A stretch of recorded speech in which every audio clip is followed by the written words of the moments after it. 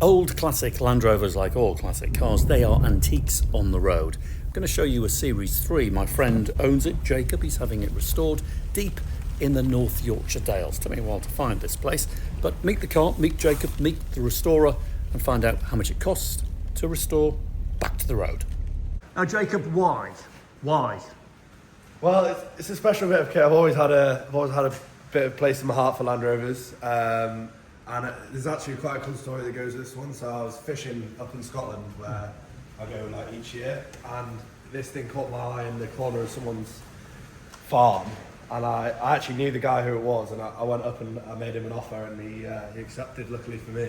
Well, hang on. So was it actually on the market for sale? No, not at all. So what was it, just languishing in the field? Yeah. The guy, I'll send you some photos of his yard. He's just got, it's like a graveyard of different stuff. So I just went and introduced myself, and I made an offer for this bit of kit.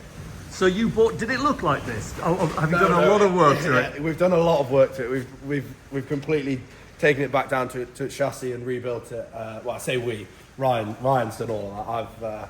I've not done much at all. But So it was obviously a complete Land Rover when we bought it. Not the engine wasn't in it. It was just sort of rolling chassis. But yeah, we've done a lot to it. So was the chassis in good order, or did you have to repair the chassis? No. So the chassis was actually galvanised. So he had decided that he wanted to do a project to it not so long ago, and he put it on a galvanised chassis, and he had an Isuzu engine, because he ran this and an Isuzu truck as well. So what's that? That's the engine out of his Isuzu. So he was driving this and another car, and he preferred the engine in the other car, but he preferred the way that the Land Rover was. So he decided he wanted to put that engine in this. So he put the engine in? No, so he had taken the engine out of the Land Rover and out of the Isuzu and put the galvanised chassis on the Land Rover. Oh, I see. But he'd just never done the actual swap. So you bought the Land Rover and the Isuzu engine? And the engine and everything, all the other bits that I could pull out of his yard. I had to go and find it. The condition buying it was that I had to spend a day with him pulling out all the parts from around his garage. Why an Isuzu engine? He ran them both. He ran the Land Rover and the Isuzu, and he seemed to think that the Isuzu had a better engine. No, hang on a minute. I mean, why you and an Isuzu engine? Oh well, it's a bigger engine anyway, and it's the engine that it came with it. It's very rare. It's not really been done very often. Okay. I just wanted to give it a crack. All right. Now, do you think there are going to be purists out there, Jacob, screaming at their YouTube screen saying, Ryan was "How one dare of them." you, Yeah. Ryan? Come and introduce yourself, Ryan. What are you doing here? So I run the small company where we rebuild Land Rovers, we fix anything on Land Rovers, and Jacob got hold of me through some mutual friends and turned up with this and said, "Can you rebuild it?" Well, I didn't give you much of a choice. I just sort of dumped it on him. Yeah, a little bit. So it turned up here one day, and we said, "Yeah, we'll give that a go." And so we've been working on it for just over a year now. Sort of really? On and off a little bit. Yeah, it's been a sort of little bit of a sideline project, but we're getting there with it. Yeah. Yes, one of the big challenges was the Isuzu engine. Have you ever done this before? Not put an Isuzu engine in a series, no. But put other engines in series, but not an Isuzu one. So it is popular in the Range Rover Classics and things. So people do put them in the Land Rovers, but not the series Land Rovers. Okay.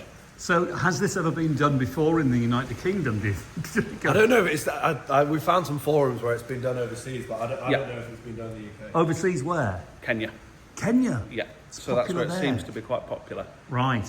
Just an aside, whose is that? That is rather good. That is another customer's through Land Rovers. He bought some parts off me. Wow, that is lovely. We were talking, and he said, "Do you rebuild motorbikes?" And we said, "Yeah, we can do that." And that's BSA M21 that he wants finishing off. Oh, you need one of those. I do. You need one. Okay. Jacob, how much did you pay for it? It cost me £1,000, and there's a bit of a cool story of how I got it back. So the same mutual friend that knew Ryan, I gave him a call and see if he would come up and pick it up for me. And he said, yeah, he would. And it was going to cost me, probably £300-400. Yeah. And the deal that I ended up doing with him was a day's fishing on the salmon river that I was on. So he came up, we put him up in the hotel, and then we fished all through the day with him. And then he drove back with that on the trailer the next morning. Oh, how fantastic. Okay, but I suppose it stands you around £300 cost no matter what. Yeah, transportation. Yeah. So it owed you £1,300. Yeah. How much have you spent so far, would you say? with Ryan here? We're definitely over the 10k mark, I think. Already? Yeah, I'd say so. Right, okay. And how far are you going to go? What are you going to do with the body? What colour is it going to be? So we made the decision to go for this patina look. That's not going to be the finished product. We're going to put like a bit of a polish on it just to shine that paint up. So you're not going to do anything? That's the original patina? No, as much to Ryan's disgust really, because it would have been much easier for him if I just said let's paint the whole thing orange or pink or whatever. But why would that have been easier? Because some of the work that we had to do, so this door panel for example, that was all rotted through. So we had to get a new window top panel for it, but we had to keep the original skin. I see. So obviously if we were repainting it, it would have been easy. We would have just painted it a new colour.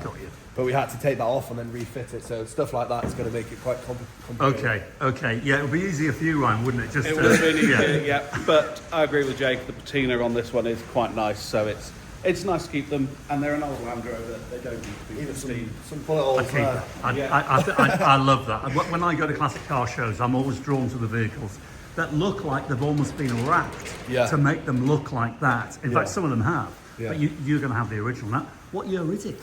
1983. Okay, so it's not as old as I thought it was going to be. No. So it was, I think, I'm right in saying, I think it was probably one of the last ones between the Series 3 and the Defender. Right. So there might have even been some parts on it that starting to transition to Defender. So it's sort of the last mark of the Series 3s. And what are you going to do with it once it's done? Are you going to use it? Are you going to sell it? Absolutely. I want to use it. That was another decision sort of around the patina because if I'd have painted it, I'd have been worried about denting it or scratching it. Yeah. Whereas as it is at the moment, I can take it wherever and I'm not worried at all. I don't need to be precious. Although the inside, that's an area that we want to be absolutely immaculate. So we've got new seats, export trim cubby box. I've had some custom door leather inserts made. So the inside's going to be absolutely pristine. You're going to pimp it up on the inside? Yeah.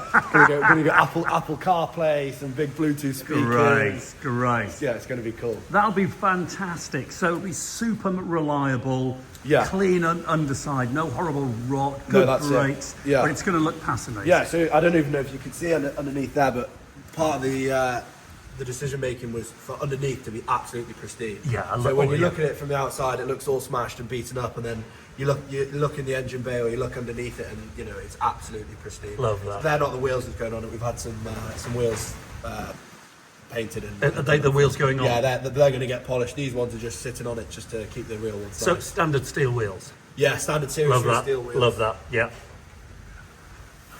It's an antique, isn't it? On the road. Yeah, that's what it is. Yeah, it is. And that's what Ryan's trying to do here. Like he's been really good with me about working with me to finish this project.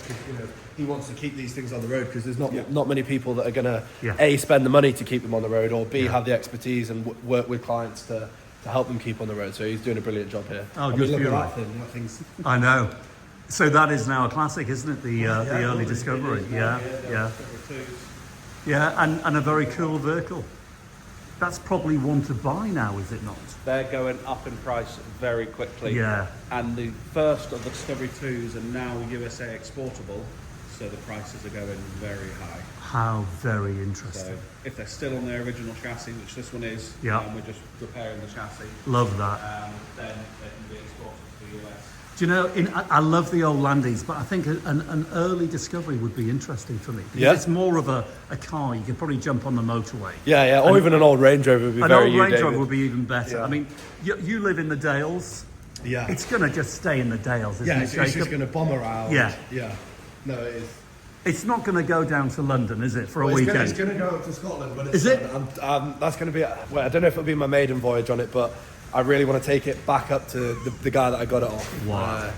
Old chap called Norman, and I really want to see it, like his big smile when I show him it all finished. So. That will be fantastic. So, okay, to buy that big smile, what's it going to cost you in total? How much more money are you going to give Ryan? Well, I'm hoping to get it done under 15k. I think the sort of the 15k budget is. I think that's probably reasonable. A new Land Rover, pretty much a new Series 3 like this, which is what it's going to be. Wow. It's going to be 15k plus to buy new. So, and the story that goes with this one's really special to me. So I don't mind parting with that sort of money. I think that's a good investment, don't you? Yeah, I hope so.